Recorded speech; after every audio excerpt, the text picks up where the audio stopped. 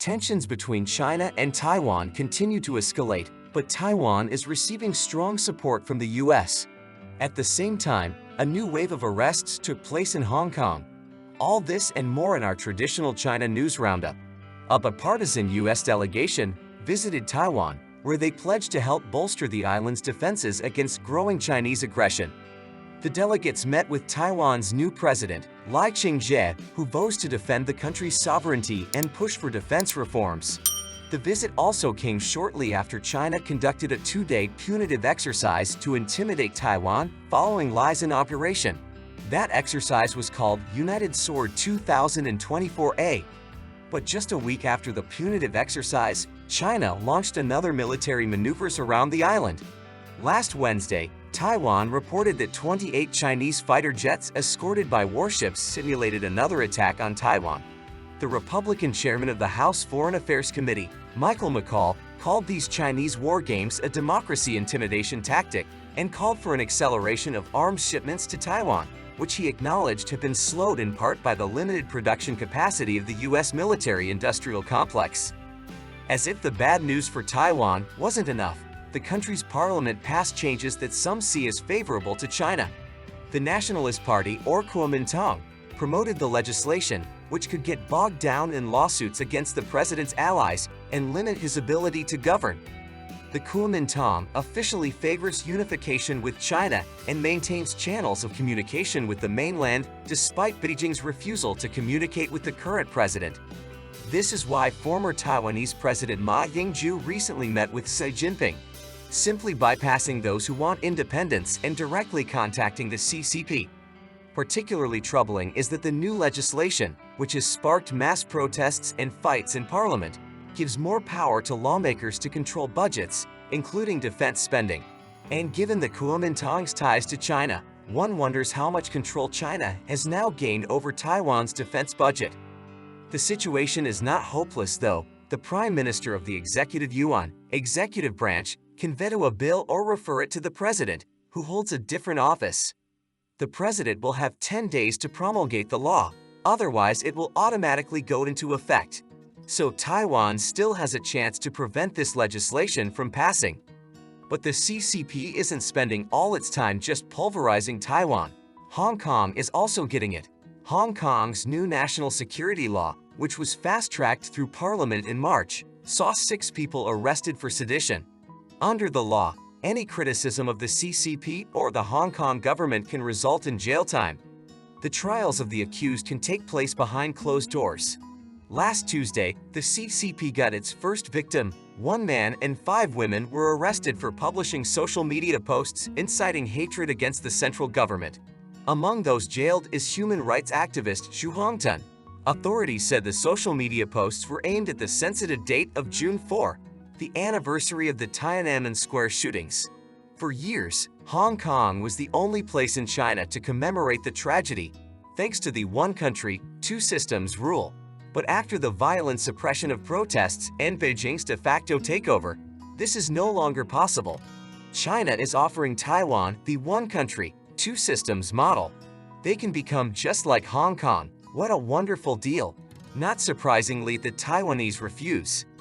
It turns out that Iran is disappointed with the results of the pivot to the East policy. After all, despite all the hype about Chinese investment in the Islamic Republic and Beijing's diplomatic support to help Iran circumvent Western sanctions, Iran ranks only 38th on the list of China's largest trading partners. That's like finding out you're not in someone's top 8 on MySpace, only worse. Iran is heavily dependent on China economically, especially amid years of corruption, mismanagement, and Western sanctions on Tehran. And the CCP is the largest buyer of Iranian oil.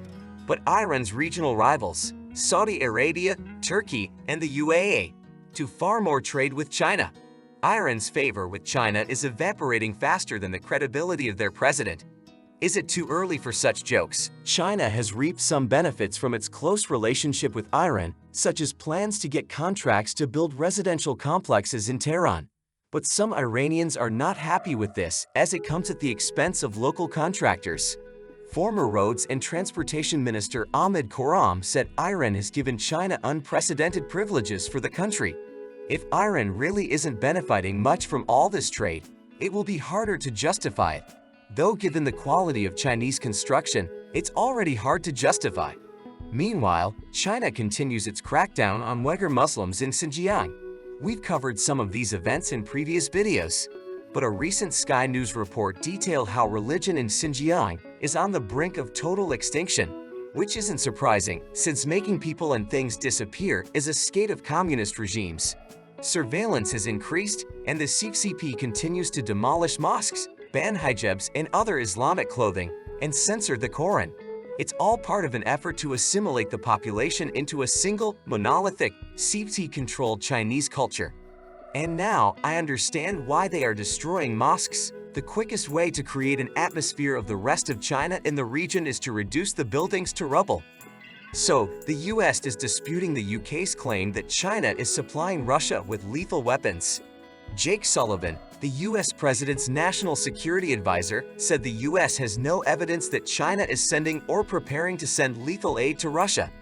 This directly contradicts claims by Britain's Defense Secretary Grant Shapps, who said there was evidence of this. Unfortunately, I don't know if Sullivan, who has an extremely bad reputation on issues concerning China, is telling the truth, or if the Biden administration just doesn't want to be in a situation where they have to impose sanctions on China and actually hold it accountable.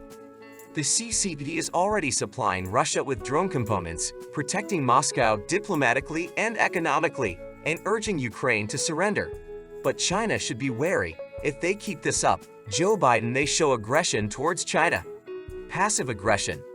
At a major conference in Australia, it was blasted that there are now more than 1,200 Chinese spies operating in the country.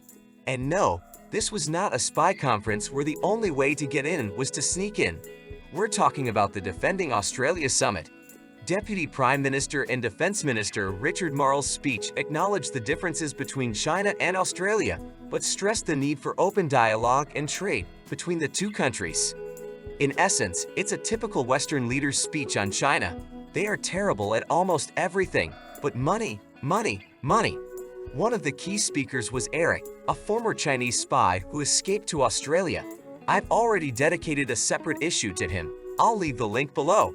So here's a quote. "We hired a translator for Eric and she immediately quit because she was afraid he would have to say something against China and she would have to say it, and it would hurt her feelings."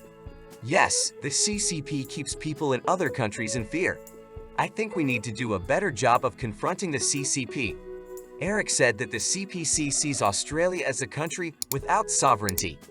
The CCP seems to have this view of almost all countries. He also said that China wants to prevent Australia from siding with the US in case of war with China, and that spies are there to intimidate ethnic Chinese living in Australia. Money though. Thank you so much for taking the time to watch the video. Give it a like if you liked it, and be sure to subscribe to the channel so you don't miss new episodes. Take care of yourself and your loved ones.